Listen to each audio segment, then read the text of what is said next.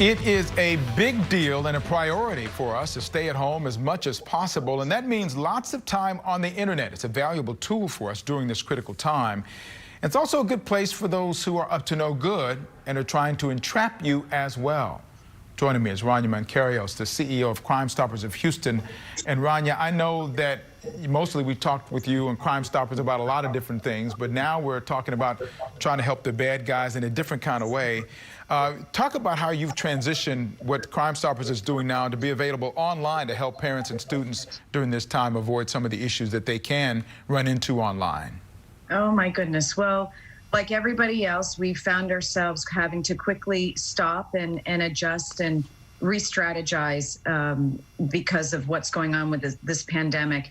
And Crime Stoppers of Houston is the neighborhood public safety nonprofit. It's your neighborhood public safety nonprofit. And it was critical to us that we were there for kids and parents now more than ever. So, you know, there's the whole concept of crime and what takes place on the streets, but people often forget that a lot of victimization happens right in your home. And a lot of it is through kids being online, talking to who knows who, you know, from God knows where. So we really felt it was critical that we created content specifically for kids who are now home all day and content for parents who need to fill that time for them to have tools and tricks and strategies, but also as an educational tool.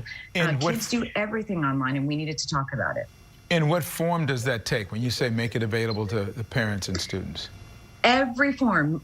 We do live webinars via Zoom. So we have a calendar on our website, crime-stoppers.org. You can go to today and see what classes we have coming up for next week. We're doing private sessions through Zoom, but we're also doing a lot of digital shorts, a lot of writing, a lot of blogs, social media. We're using TV interviews. We're using every possible tool to get the message out now more than ever.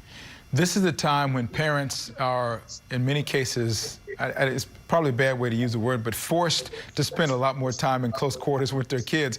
But in this case, it's actually a good thing, is it not? That parents are close by, they can kind of keep a watchful eye when they might not otherwise be able to do so. Listen, I have to be honest and say it's a stressful time. I'm a mom of 3. And I'm running Crime Stoppers, and so I'm home managing their schoolwork and managing our office. So it is stressful, but it is a wonderful time to reconnect with your kids and to actually pause and look at what they're doing. I myself was surprised to see how advanced my kids were with their social media, not social media exactly, but with their online use. At one point, I walked up to my daughter who was 11, and she was talking to 4 friends online and just viewing each other. And I said, you know, I didn't realize you knew how to do that. She said, of course I know how to do it. And so it was good for me to do a check of my own family, my own kids, and say, okay, well, how are you using this? When are you using this? Is it who else is allowed on this visual chat? Because, you know, it's important now. Our kids are doing their work online. They're researching online. They're going to videos to figure out content online. They also need to socialize. They have to see their friends. So they have to have a visual way of doing that. So we're talking to parents, we're talking to kids about the safe way, the right way to engage in what's actually critical right now. You have a great relationship as Crime Stoppers, of course, with law enforcement agencies around, including the cyber crimes unit there and what they look for. What kind of things? I know that you have the information on the website. We're going to send people to that in just a moment. What kind of things do you tell parents that are red flags about some things that might not be what their kids should be looking at? Absolutely. We cover everything from, first of all, what is normal usage? Where are their kids online? What are the most popular apps? You'd be surprised, you know, again, myself included, parents lose track. They quickly can become out of touch with what their kids are actually using online. But then what are hidden within those apps? So I always talk about just the easiest one to talk about is Snapchat. Everybody's heard of Snapchat. We know our kids use it. But a lot of parents don't realize there's something called Snap Map that literally gives other people any connections you have on the app real-time information on exactly where your child is. Now, all of us are at home right now, but it allows predators or people that are not well-meaning to know exactly where your child lives if they're on Snapchat while they're at home. When we get out of this crisis, it follows your children at school. It follows your children if they have an afternoon job, if they're babysitting, if they're running at Memorial Park.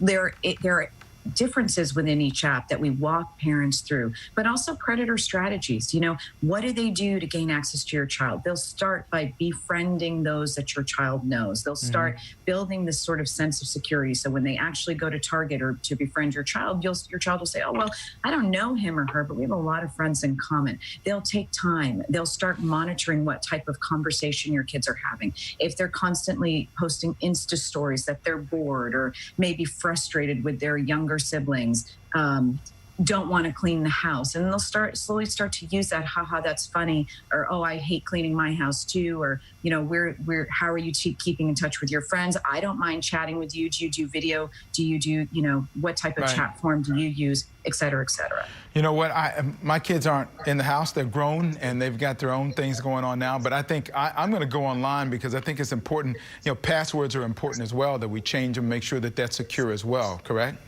Absolutely. And by the way, your kids do not have a right to privacy. You know, I have a lot of parents that say, well, their social media, it's private. It's theirs. It's like a diary. No, it's actually not like a diary. A diary is something you write in and hide under your bed.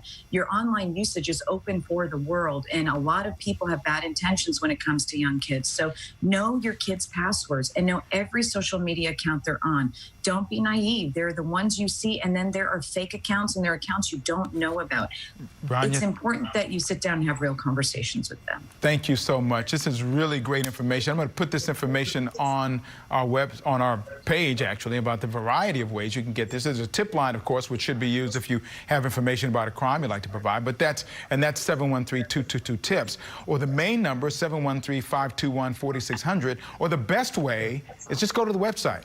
crime-stoppers.org. That's a great way to do that. Rania, thank you so much, and thank you for what you do.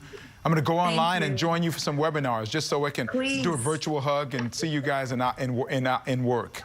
We'll be looking for you, Cambrell. Thank you so much. Stay healthy and safe. Thank you so much as well.